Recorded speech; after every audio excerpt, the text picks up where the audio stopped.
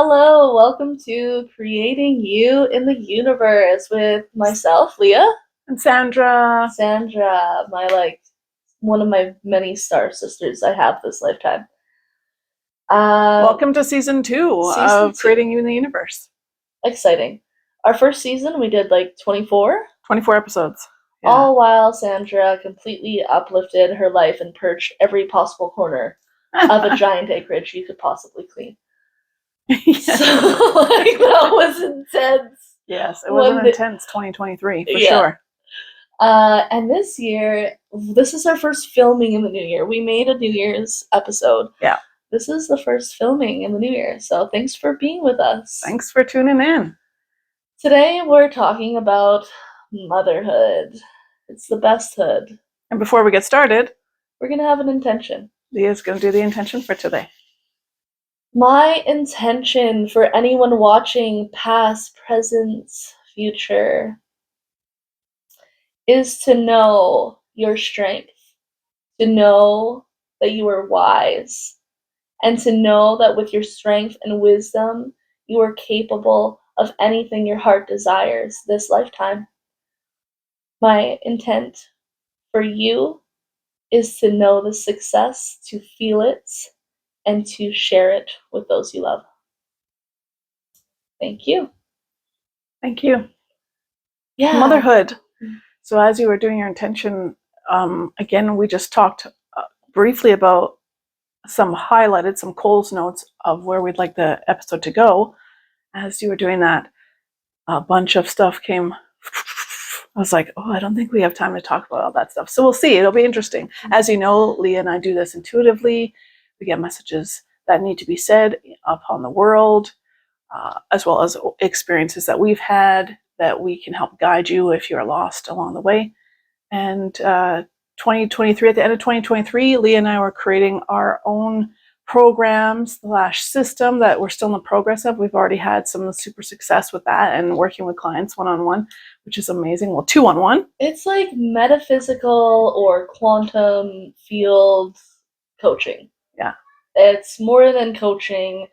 It's using thought amnesia. It's using the energy work and the things that I know about helping people and their energy systems and working together to help next steps, to help you live in alignment so that whatever you desire, those manifestations, they are a reality. And that is our goal working one-on-one. So yeah, like the premise that I go by is I do, we do, you do. So literally it's a hand holding all the way through until you can then go on your own and know exactly how to do it. And if you get stuck, you just come back and we help you with your next manifestation. If not, we've given you guidance and remove the blocks through thought amnesia in order to get those manifestations. So it's amazing. It is like nothing else on the planet thus far.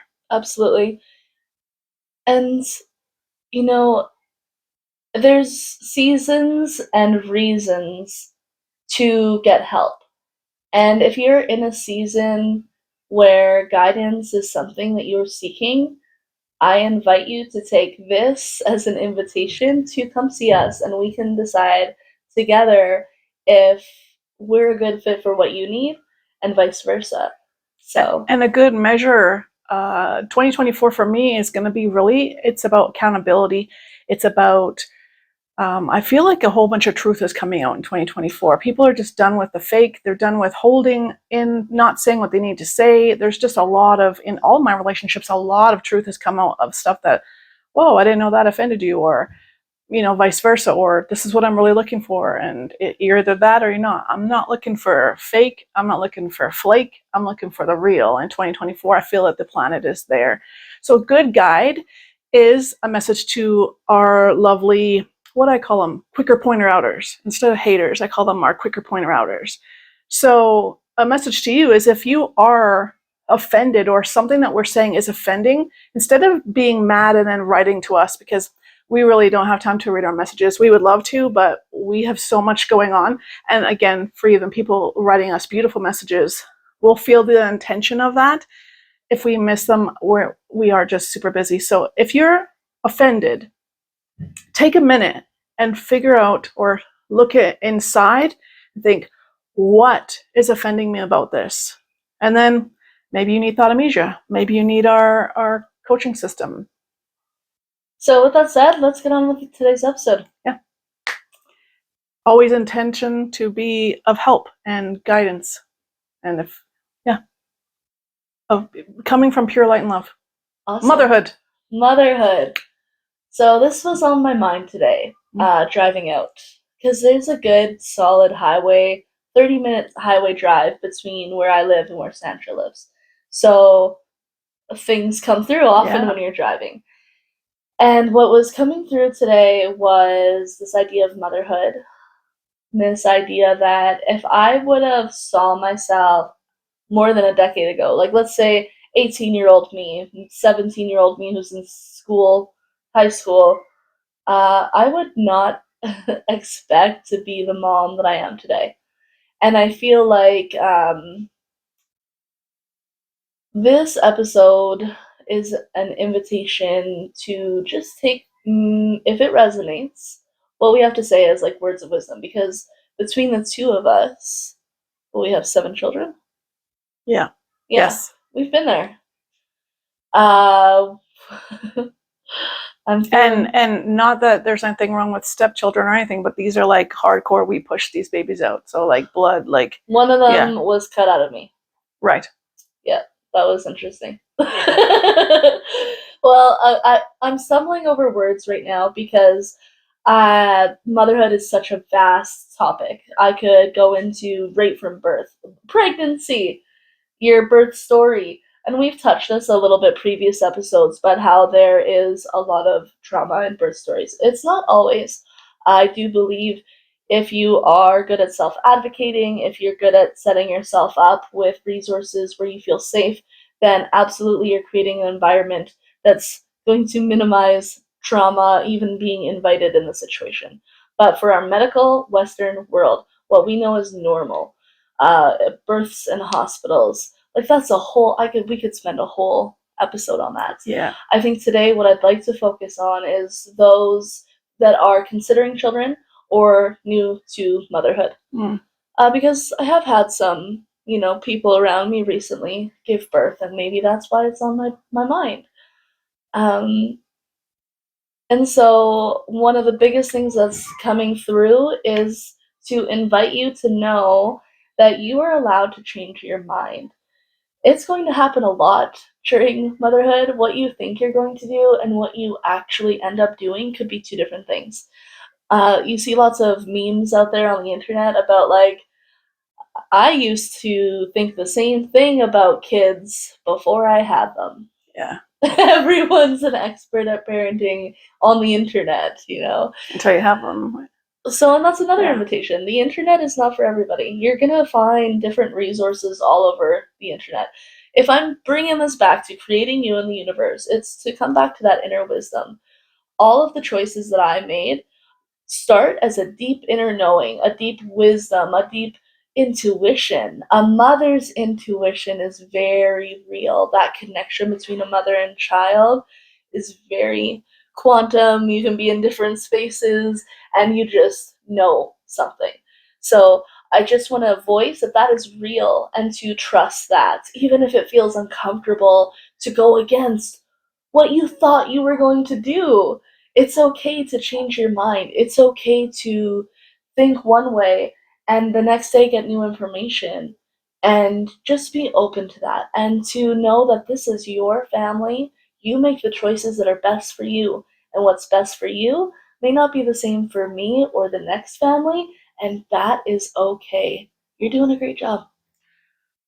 The piece that's coming through for me is, as I begin this, I know a lot of women who have become stepmothers and didn't birth their own, and you have my hat off or my honor.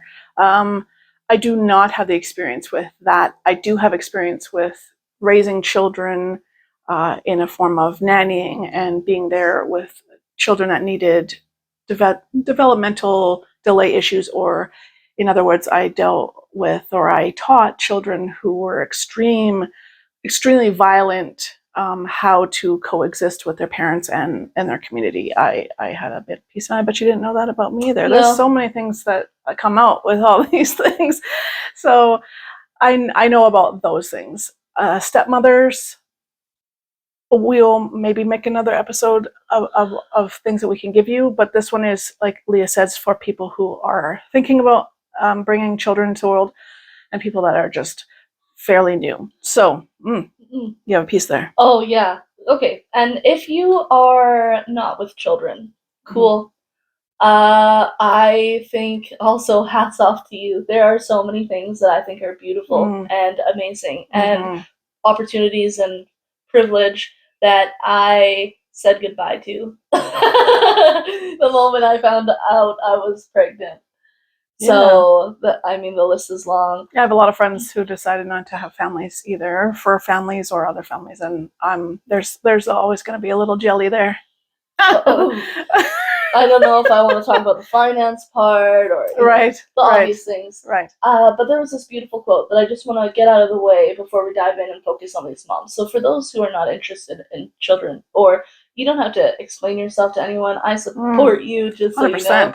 Yes. There was a quote from Dolores Cannon that said there is a giant wave of individuals that are being born in this lifetime to help bring the change on this world, which I believe is there's a bunch of people incarnating to... Especially those alphas.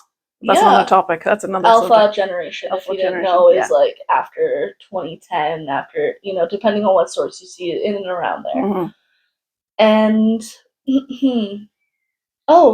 when you have kids, that creates karma, and there's some souls that are minimizing their karma acquired in this earth experience. And hats off to you, because having children brings up a lot of karma. Having children brought up a lot of reflection that I didn't even recognize within me. When I had children, what I found out really fast is I was learning how to parent myself and finding the places that I didn't even have on my register that I was not parented. And I think that's normal. I think to evolve, every generation does different or often better than the one before. And it's not to say that, like, oh, I'm better than you, Ma, look at me go. It's more like we learned and we evolve through that experience. And I think that's just what helps make a better human race, or vice versa, depending on how you deal with that karma. Karma's big with children. So a piece that comes through for me is that I hear you saying, I have a lot of things that I was like, when I'm a mom, I'm never going to be like my mom on this and this and this. And as the children get older, I find myself saying things, I'm like, that's not like my mom. But there's a lot of things, a lot of cycles that I have also broken. And we did an episode on that, about breaking cycles. So be the mom that you want to be. You will, no matter what you try, keep some of the parenting that you developed or were experienced to, and try to take the beauty of it, try to take the growth of it, and then leave whatever doesn't resonate behind, and do it the best that you can.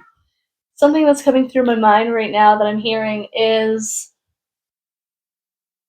for me, having children was very healing to understand my mom and my parents better. There's so much. So for myself, I grew up with parents that had addiction and a household where I had a lot of independence. They were very young. They were very young. I feel that's important for some people. Super young, and who we were doesn't mean that's who they are. But the point is that I had a lot of independence and a lot of angst as a teen, being upset that my mom and dad didn't hug me enough. And I'm making light of it. I'm 45 and I still have those. I still have those scars. Yeah. And so having children was so healing to help perspective. So if you have a turbulent relationship with a parental figure, I am excited for you to have this journey with your children, because it may even provide healing that you didn't expect. But with that said, Sandra, before filming, brought up a great point about children. They're not going to fill a void of love. Yes. If you're having children, and I say this because I've heard a lot of people say that, well, I don't get love, so I'm going to have a baby and that baby's going to love me. If you're looking for that baby or those children to love you and fill that void, I tell you, it is the complete opposite. Children, we love them with all our hearts, and it's going to come across very wrong, but they were very needy. They do not express love and gratitude very easily. That is something that you teach them, and they will learn as they get older, as they grow. But I know there was a big thing for me. My husband seemed to, I give birth to these children, I do all these things, and then when he walks through the door, they run to dad. My favorite is dad. Dad's my favorite. Dad's my favorite. And it's like, you ungrateful, you know. But there's still this love. There is a love. It's just, don't have a child specifically to fill in that void. It will not be what you think it is. And then you want that child to have the best life. You want to essentially go into child or motherhood with bringing your children through this experience, giving them what you didn't have, elevating their life. You reached a certain point. My goals for my children so that they go above and beyond if that's what they desire. But my fundamental goals and what I express to my children is, as long as at the end of the day you're happy, I have no expectations. So having expectations with children, oh, my child's going to go into modeling because they're so beautiful, I'm going to make a beautiful child. I'm going to put them in modeling and make all this money. Do not have expectations on that. Do not put that on your children.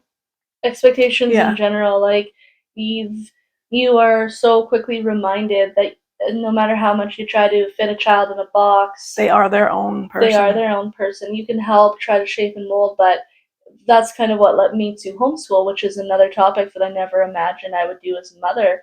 But it's for that reason, is to not fit them in a box, to let them grow as they are, and that not every kid is going to progress at the same as the other, and they really are all different.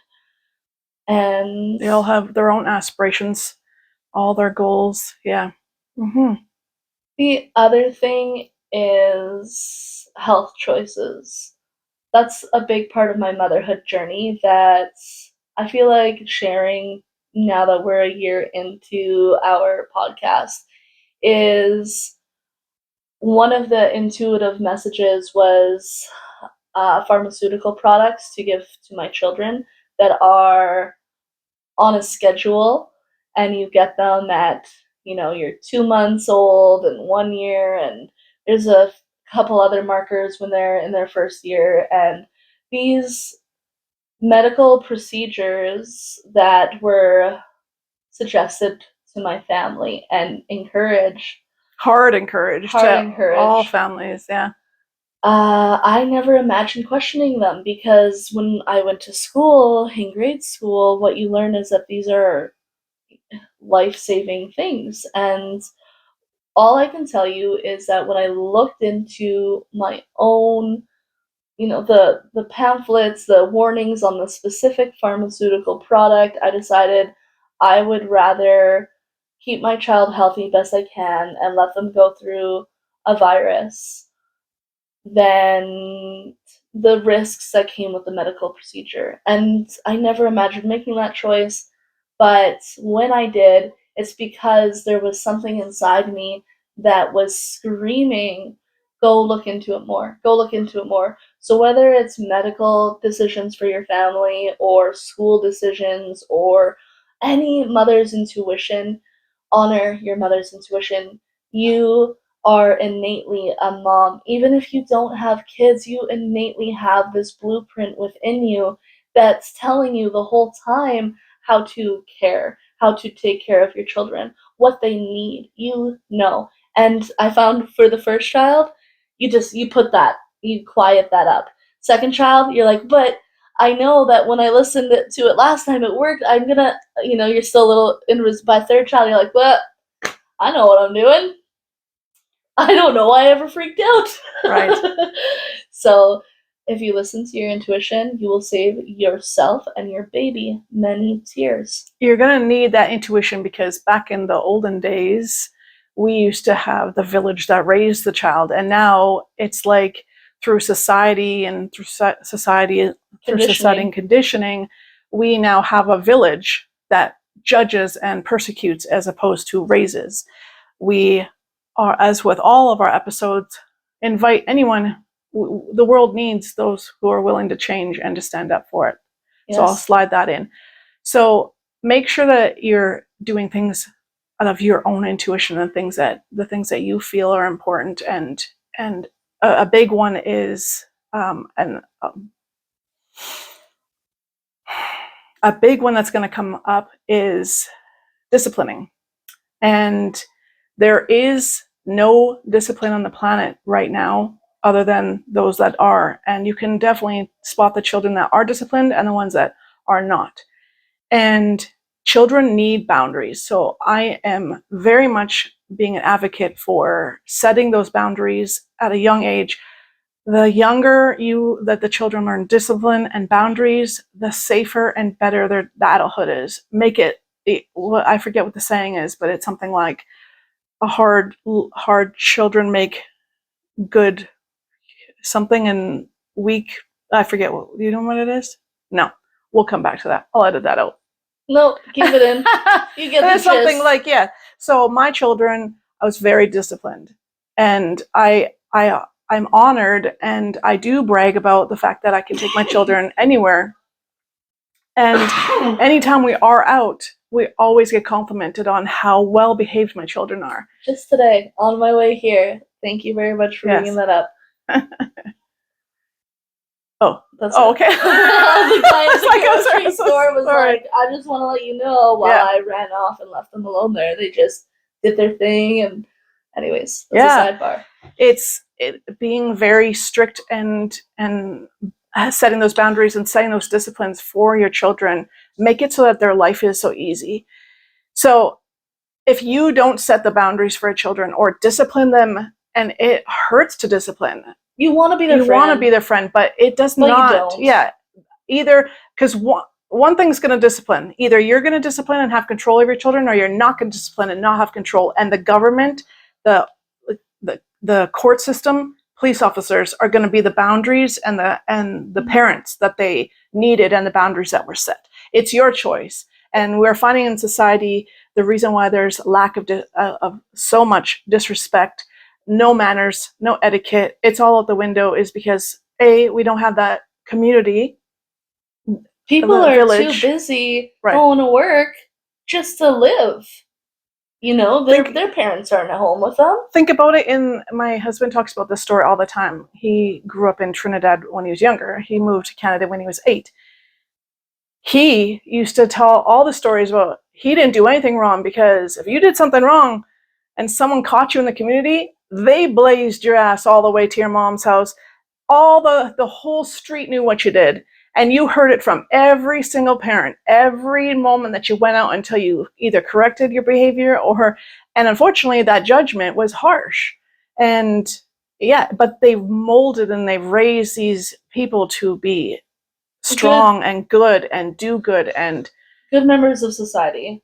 Now, even with all that said, maybe this goes without saying that you will have children that know the rules, that know the boundaries, and they really do still 100%. Choose to learn for themselves. I have one of those kids.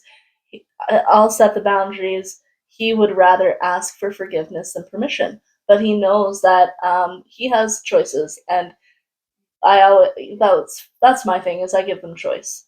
You can choose not to listen to me, but this is by default what you're also choosing. Consequence. Yeah, choices are very much a part of my life right now too. Not that they're not always, but it's really being taught. Especially as they get older, and you can't force them to do stuff, because if they really wanted to, they can just, try me, Quick story, we have horses here that are not ours, but a family comes in and helps and looks after their horses every day, and my daughter loves them, so she went out with them. We had a birthday party to go to. I got home when I said I was going to be home. I was ready to go, and here we are an hour and a half in, and she's still outside with the horses. So I called her and I said, You said you wanted to go to this birthday party. We're now half an hour late. By the time we get there, it's going to be more than 2 hours. And then she was completely upset. Choices, I said. You made choices, and now we get to be there while you go through them. And yeah, the food's probably all going to be gone or cold, and all these things. And just pointing them out, not getting mad, just allowing her to see what choices are going to happen from that. So yeah. So to round off this episode, I feel like we've covered a good amount for episode 1 on motherhood. Episode 1 of the second season is karma is real with these children. They are great teachers. If you allow them to teach you, you will dissolve karma that you've acquired, whether that was karma that's from, yourself, or maybe that was passed on through family lines and traditions. Your children can help you dissolve and work through and break habits. Children will not fill a void. If anything, they will create a void of until they're older. Until they're older, yeah. Babies, at least. And your wisdom and your intuition, follow it. It's real. It's there to help you. If you take away just any one thing, listen to that inner voice. And you will be fine. My rounding out is that society has done a great job of really downplaying the importance of motherhood and being a mom, being a stay-at-home mom. And I believe 2024, we're going to see an uprising, 2025 too, of being that mom again. The world right now is lacking moms. And I believe that if I could leave it off on one little cliffhanger, one little cliffhanger would be, they are petrified of mothers. Why?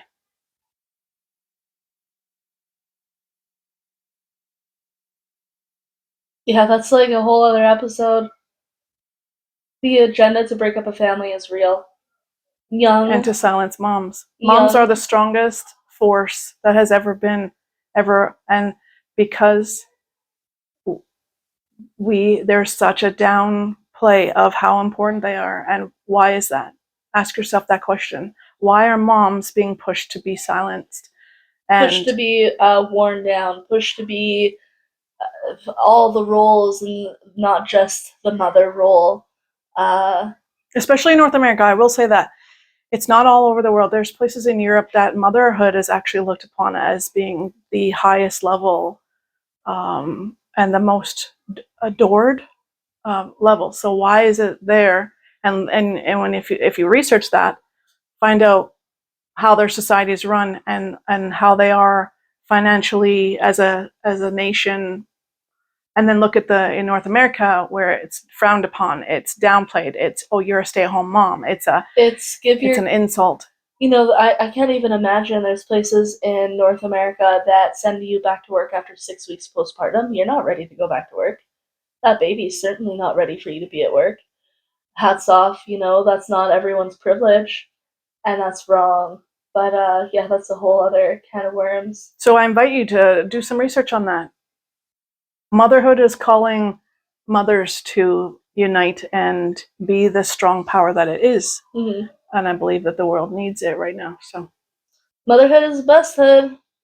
So to all you moms out there, all you moms that want to be out there, and everyone else in between, sending you blessings, light, and love. If there's anything you have, Marlia? That's it for today. Yeah. I'll make it done. Thank you. Thank you. Be blessed.